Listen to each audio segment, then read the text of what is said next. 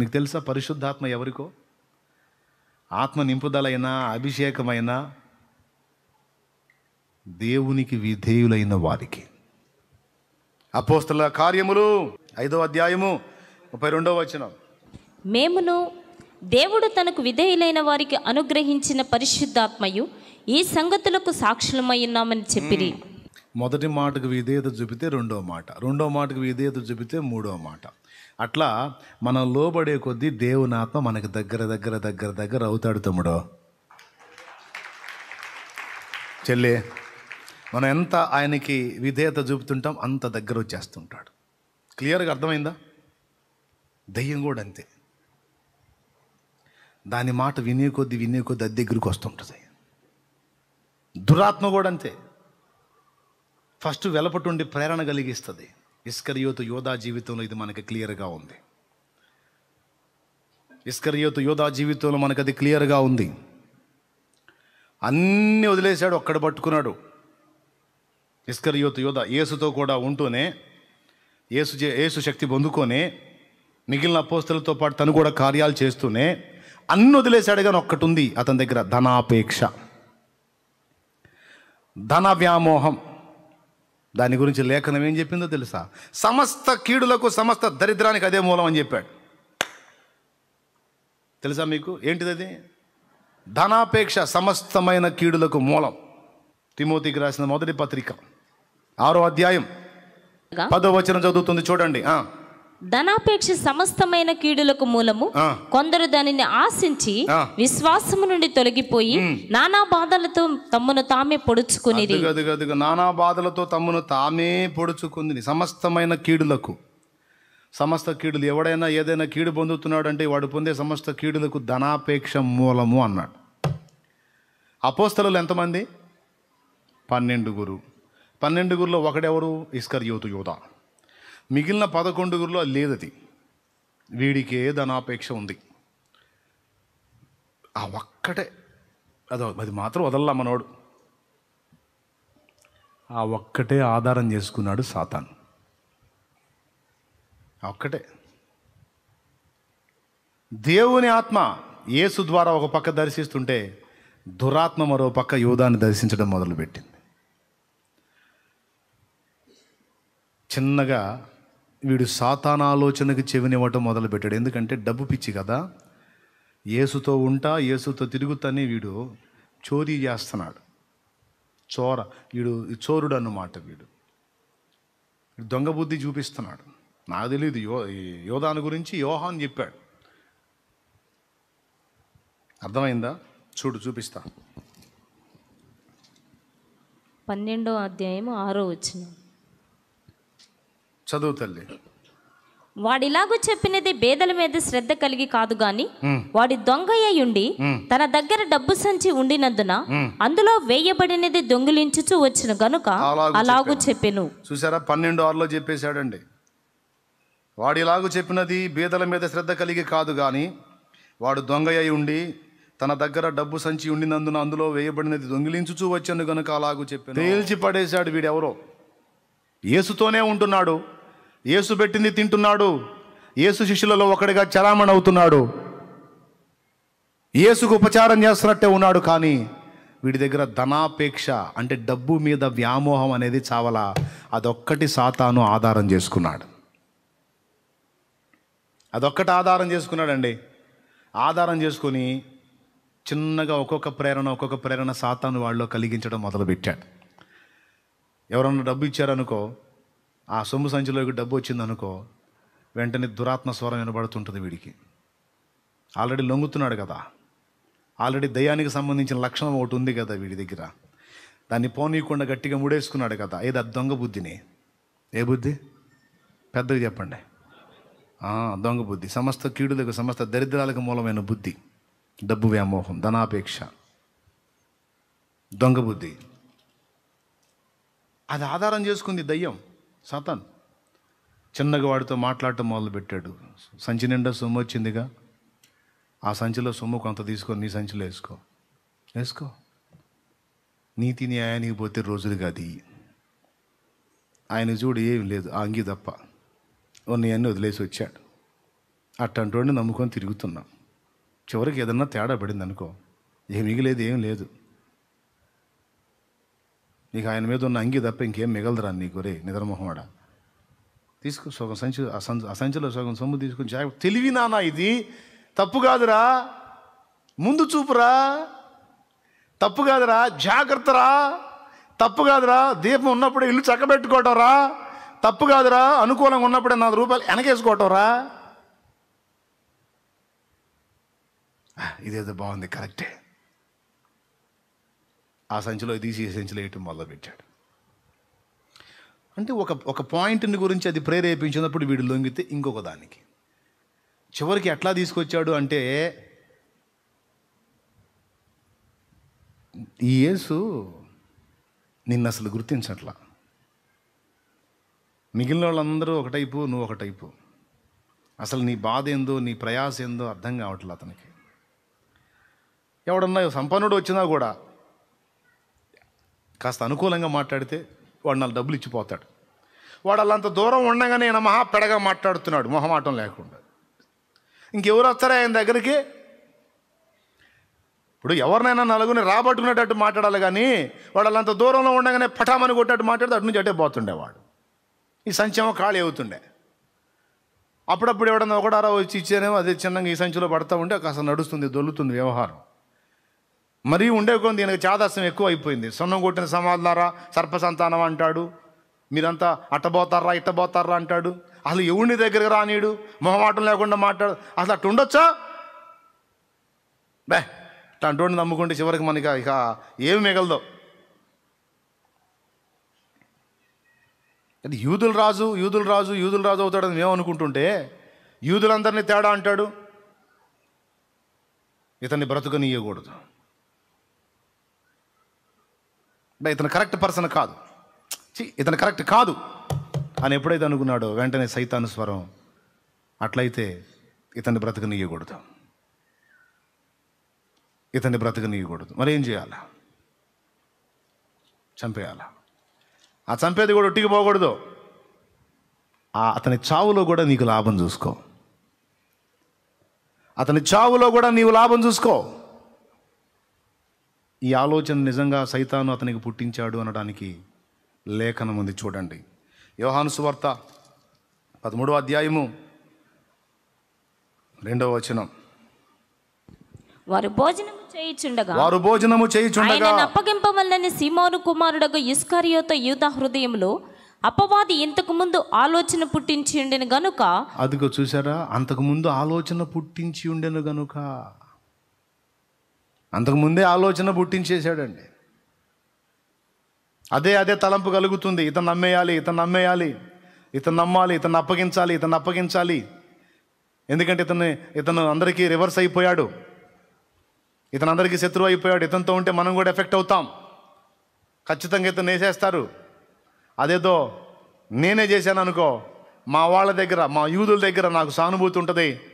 రెండవది కాస్త కూస్త పైకం కూడా ముట్టిద్ది.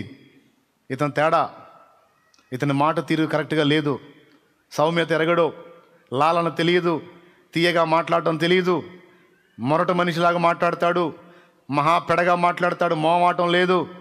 బే మనకు పనికిరాడు. ఇతన్ని ఎట్లనన్నా వైనం చేయాలి, అందులో కూడా పైసలు చూసుకోవాలి. యోధా ఆలోచన అంతకుముందే పుట్టించాడంట. అసలు వాడు ఆలోచన పుట్టడానికి ఇతని దగ్గర ప్లేస్ ఎక్కడ దొరికింది అంటే, ఫస్ట్ నుంచి సాతాను ప్రేరణకు కొన్ని విషయాల్లో వీడు లొంగుతూ వచ్చినందున, ఈ పాయింట్లో కూడా లొంగాడు. కానీ పేతురు విషయం చూసారా మీరు? ఒక్కసారి సిలువ విషయంలో అడ్డొస్తే ప్రభు గద్దించాడు, సాతానా నా వెనక్కబో అని సాతాన్ని గద్దించి పేతురుతో అన్నాడు, నువ్వు మనుషుల సంగతులు విచారిస్తున్నావు, దేవుని సంగతులు విచారించట్లేదు. మనుషుల సంగతులు విచారిస్తున్నావు, మనుష్య రూపాన ఆలోచిస్తున్నావు కనుకనే సాతాను నేను శోధిస్తున్నాడు. పిచ్చోడా, దైవికమైన విషయాలు ఆలోచించు. నేను వచ్చింది ప్రాణాన్ని కాపాడుకోవడానికి కాదు, ప్రాణాన్ని పెట్టడానికి వచ్చాను. నేను ప్రాణం పెట్టకపోతే అందరు పోతారు కట్టకట్టుకొని నరకానికి పోకుండా కాపాడటానికి కదా నేను ప్రాణం పెట్టడానికి నేను వచ్చింది. అందుకైతే దాన్ని గుర్తించవేమో, నాకేం కాకూడదు, నేను బాగుండాలని కోరుకుంటా, మనిషిరిచ్చి ఆలోచిస్తావు. మనిషి సంబంధంగా ఆలోచిస్తే సాతాను శోధిస్తాడు, దైవికంగా ఆలోచించు, సాతాను నీ దరిచేరడు అనే పాఠం నేర్పాడు అక్కడ పేతురుని గద్దించిన దగ్గర. యోధాని గద్దించలా, ఎందుకంటే ప్రారంభం నుంచి వాడు అపవాది ప్రేరణకు లొంగే ఉన్నాడు. హల్లెలూయా, హల్లెలూయా. ఆ తర్వాత చాలాసార్లు హెచ్చరిస్తూ వచ్చాడు, మీలో ఒకడు అపవాది, మీలో ఒకడు సాతాను, మీలో ఒకడు నన్ను అప్పగిస్తాడు అని చెప్పుకుంటూ వచ్చాడు. మరి వీడు గుర్తించాలా, ఏం చేయాలా? గుర్తించాలా. ఏం గుర్తించాలా? ప్రభువు నన్ను కనిపెట్టినట్టున్నాడు, ఇతన్ని అప్పగించాలన్న ఆలోచన నాకే కదా పుడుతుంది. సో మీలో ఒకడు నన్ను అప్పగిస్తాడు అనే మాట వాడుతున్నాడంటే నా సంగతి అది అర్థమైనట్టుంది అని, ప్రభా నేనే ఆ దౌర్భాగ్యుడిని క్షమించు అంటాడేమో అని వాని గురించి బయట పెట్టకుండా మీలో ఒకడు నన్ను ఒకడు అప్పగిస్తాడని చెప్తున్నాడు. ఎంత మర్యాదస్తుడో చూడు, ఎంత ప్రేమ గలవాడో చూడు. పరువు తీయటం ఇష్టం ఉండదు ఆయనకి. వాడు మనసులో అనుకుంటున్నాడు, ఈయన కూడా ముసుగులోని చెప్తున్నాడు. చివరి గడియ వరకు ఆయన బయట పెట్టలవాడని, యోధా ఇలాంటి ఆలోచన చేస్తున్నాడని చివరి వరకు బయట పెట్టల. అంటే ఆఖరి గడియ వరకు వాడికి అవకాశం ఇచ్చాడు. ఆయనది ఎంత ఓర్పో చూడండి, ఎంత శాంతమో చూడండి, ఎంత దయో చూడండి, ఎంత కనికరమో చూడండి. చివరికి మీరు 13వ అధ్యాయం చూస్తే 21వ వచనం నుంచి చూడండి. యేసు ఈ మాటలు పలికిన తరువాత ఆత్మలో కలవరపడి, మీలో ఒకడు నన్ను అప్పగించునని మీతో నిశ్చయముగా చెప్పుచున్నానని రూఢిగా చెప్పెను. ఆయన ఎవరిని గురించి ఇలాగూ చెప్పెను అని శిష్యులు సందేహపడుచు ఒకరి తట్టు ఒకరు చూచుకొనుచుండగా, ఆయన శిష్యులలో యేసు ప్రేమించిన ఒకడు యేసు రొమ్మున ఆనుకొని చుండెను గనుక ఎవరిని గూర్చి ఆయన చెప్పెనో అదే తమకు చెప్పుమని సీమోను పేతురు అతనికి సైగ చేసెను. అతడు యేసు రొమ్మును ఆనుకొనుచు, ప్రభువా వాడెవడని ఆయన అడిగాను. అందుకు యేసు, నేను ఒక ముక్క ముంచి ఎవనికి ఇచ్చేదనో వాడే అని చెప్పి ఒక ముక్క ముంచి సీమోను కుమారుడకు ఇస్కరియోతు యోధాకిచ్చెను. వాడు స్తోత్రం. అప్పటికి ముందు చాలాసార్లు చెప్పాడు, మీలో ఒకడు నన్ను అప్పగిస్తాడు, వాడు లోకంలో పుట్టకుండా ఉంటేనే మంచిది, కానీ వాడు పుట్టాడు, వాడు తేడా పడతాడు, వాడు నాశనపాత్రుడు అవుతాడు, నాశనపుత్రుడు అవుతాడు అని తరచు చెప్పుకుంటూ వచ్చాడు. అవి వీడు వింటానే ఉన్నాడు, మనలగాలే అన్నట్టుగా తిరుగుతున్నాడు. చివరికి లాస్ట్ డే వచ్చింది, ఇక చివరి రోజు. ఇక ప్రభువు బల్ల, ఆ బల్ల దగ్గర కూర్చున్నారు. ఇక ఆ రాత్రి అప్పగింపబడతాడు. ఇక ఫైనల్ డే, ఆఖరి గడియ. అప్పుడిక మరలా ఆత్మలో కలవరపడి, ఇక్కడున్న మీలో ఒకడు నన్ను అప్పగిస్తాడన్నాడు.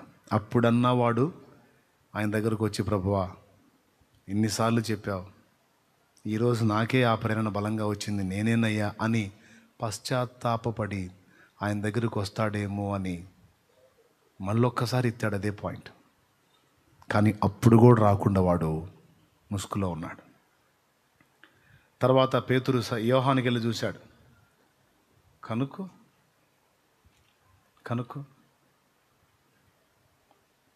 యేసు రొమ్మును ఆనుకున్న యోహాన్ అన్నాడు, ప్రభువా వాడెవడయ్యా అని. నేను మొక్క ముంచి ఎవరికి ఇస్తానో వాడే అన్నాడు. అప్పుడన్న వాడికి వెలగాలి కదా. అంటే ఆ గడియ వరకు ఎందుకు అలా మర్మంగా మాట్లాడుతున్నాడంటే, ఆఖరి గడియ వరకు వాడు పశ్చాత్తాపడి వస్తాడేమని ఛాన్స్ ఇచ్చాడు, రాలా. అంటే అపవాది వాళ్ళలోకి ఇంకా ప్రవేశించలా, వెలపట ఉండి ఆలోచన పుట్టిస్తున్నాడు. పరిశుద్ధాత్మ దేవుడు కూడా ఒకేసారి మనలోకి ప్రవేశించడం కుదరదు. మనం తలుపు ఓపెన్ చేసే కొద్దీ ఆయన ఎంటర్ అవడానికి అవకాశం ఉంటుంది. అందుకే నన్ను ఎలా ప్రేరేపించి తీసుకొచ్చి రక్షణలోకి నడిపించి ప్రవేశించాడో నేను మీకు చెప్పాను. వ్యక్తుల్ని చూపించి, ఆలోచన పుట్టించి, తర్వాత పరిస్థితులు తీసుకొచ్చి, ఒత్తిడి తీసుకొచ్చి, చివరికి నేను ఆరాధించింది దేవుడినేనా కాదా అన్న ప్రశ్న పుట్టించి, నిజమైన దేవుడు ఎవరో నాకు బోధపడేటట్టు చేసి, నన్ను సన్నిధికి తీసుకెళ్ళి అక్కడ నన్ను సిద్ధపరిచి, తర్వాత బాప్తిస్మానికి రెడీ చేసి, బాప్తిస్ము పొందిన తరువాత ఆయన నా లోపలికి పర్మనెంట్గా ప్రవేశించాడు. అందుకే చాలామంది చెప్పారు, తలుపు తీయండి, బాప్తిస్మం ద్వారా మీరు పరిశుద్ధాత్మకు అవకాశం ఇవ్వండి, కంప్లీట్గా ఆయన మీలోనికి వచ్చి స్థిర నివాసం చేయడానికి అవకాశం ఇవ్వండి. ఆయన కంప్లీట్గా ఇప్పుడు నాలో ఉండటానికి అవకాశం ఏర్పడింది. సాతాను కూడా అంతే. ఫస్ట్ వెలపటుండి శోధిస్తూ ఉంటాడు. ఏదో ఒక వ్యసనం, ఈ ఒక్కటేగా, ఈ చిన్నదేగా, ఈ తప్పేనా, ఈ కొద్దిదేగా, ఇంత మాత్రమేగా, ఎప్పుడన్నా ఒక బూతు రాదయింది, ఎప్పుడన్నా ఒక తిట్టం అయింది, ఎప్పుడన్నా ఒక దెబ్బ కొట్టం అయింది, ఎప్పుడన్నా ఒక చిన్నపాటి తప్పు జరగదయింది, ఏమో ఎప్పుడన్నా చిన్నపాటి పాపం జరగదయింది, ఎప్పుడన్నా ఒకటేగా, మనమేం దేవుళ్ళం అయింది, అదే అయింది, ఇది అయింది, అట్లా ఇట్లా, ఇంతేగా, అదేగా, ఇదేగా. ఇదంతా వాడి స్వరం. ఎప్పుడన్నా ఒకటి జరగదయింది, దీనికి నువ్వు గందరగోళం అయిపోతున్నావు. ఏమైంది? ఇది దయ్యపు స్వరం. దేవుని స్వరం ఏంటో తెలుసా? ఎప్పుడైనా ఒకటి ఎందుకు జరగాలి? తప్పు జరిగింది, ఒప్పుకో దేవుని ముందు, సరిదిద్దుకొని ఇంకోసారి ఆ ఛాన్స్ ఇవ్వకుండా జాగ్రత్త పడు అని దేవుని ఆత్మ మాట్లాడదు. దయ్యమేమో కవర్ చేస్తుంటుంది, దేవుని ఆత్మేమో ఒప్పింపులోకి నడిపిస్తాడు. దయ్యమేమో కవర్ చేస్తుంటుంది, దేవుని ఆత్మేమో ఒప్పింపజేస్తాడు. దయ్యమేమో సమర్థిస్తుంటుంది నీ తప్పుల్ని. జాగ్రత్త. సమర్థించుకుంటూ వెళ్ళావు అనుకో, చివరికి యోధాగాడిలాగా తయారవుతావు. నీకు నువ్వు ఊహించనంత ఘోరమైన పాపాలు నీ వల్ల జరుగుతాయి. చాలా ఆత్మహత్యలు ఇలానే జరుగుతాయి. ఫస్ట్ చిన్న చిన్న వాటికి లోబరుచుకుంటాడు సాతాను. రెచ్చగొట్టి తిట్టిపిస్తాడు, రెచ్చగొట్టి కొట్టిపిస్తాడు, రెచ్చగొట్టి కొన్ని వ్యసనాలకు తీసుకెళ్తాడు, త్రాగుడికి తీసుకెళ్తాడు. వాడు చెప్పినట్టు తాగుతా ఉంటే మళ్ళీ వ్యభిచారానికి తీసుకెళ్తాడు, వాడు చెప్పినట్టు వ్యభిచారం చేస్తూ ఉంటే ఇంకో దానికి తీసుకెళ్తాడు. అట్లా ఆ పని చేపించి ఈ పని చేపించి ఎంతవరకు వీడు మనకు కనెక్ట్ అవుతున్నాడు, ఏ స్థాయిలో వశమయ్యాడు అబ్జర్వ్ చేసుకుంటూ ఉంటాడు సైతాన్. వాడు వశమయ్యే కొద్ది బాగా వాడిని వశపరుచుకొని, వాడిని బాగా లొంగ తీసుకొని ఏలటం మొదలు పెడతాడు. ఏ స్థాయి కంటే చివరికి ఆ దయ్యం ఎటు తీసుకెళ్తాడు పోతుంటాడు వీడు. అలాగ వెళ్ళే ఆ దురాత్మ ఏ విధంగా నడిపిస్తే ఆ విధంగా వెళ్ళిపోతాడు. చివరికి అలా వెళ్ళి తన ప్రాణం తనే తీసుకునేటట్టు చేసింది అది. చాలామంది జీవితాలు అలానే నాశనం అవుతున్నాయి. అందుకే మనం దురాత్మ వశానికి అప్పగించుకోకుండా యెహెజ్కేలు 37లో చెప్పినట్టు, నేను ఆత్మవశుడనైతిని, పరిశుద్ధాత్మ వశులమై ఉండాలి. ఏ వశానికి అప్పగించుకోవాలి? మనల్ని మనం పరిశుద్ధాత్మ వశానికి అప్పగించుకోవాలి. మన నడక, మన ప్రవర్తన, మన ఆలోచన, మన ఫలమే మనం ఏ ఆత్మవశంలో ఉన్నామో, ఏ ఆత్మచేత నడిపించబడుతున్నామో మనకి సాక్ష్యం ఇస్తుంది.